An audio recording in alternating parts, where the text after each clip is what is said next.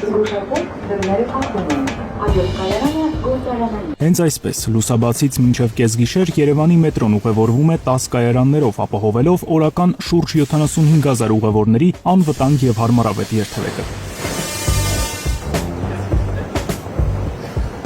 Իրականացվել է երկու կայարանի շարժասանդուղքների փոխարինման աշխատանքներ։ Այս կայարանը, ինչպես տեսնում եք, գործանային արդեն ավարտին է հասել։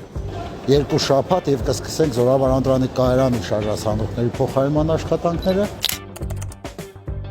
Միջազգային չափանիշներով շարժասանդուղքի արագությունը չպետք է գերազանցի 0.7-ը։ Մեր շարժասանդուղքները չէին տեղավորվում միջազգային չափորոշիչների մեջ։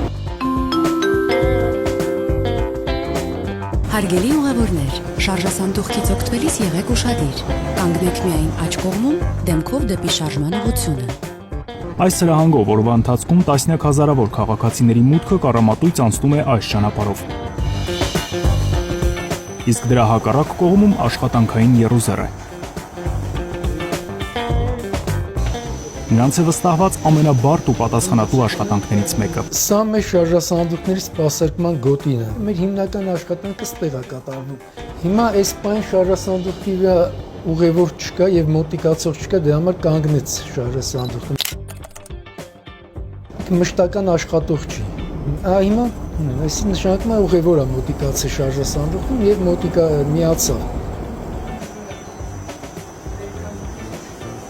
Սպասարկումը հին շարժասանդուղքների հետ համեմատ ավելի հեշտ է։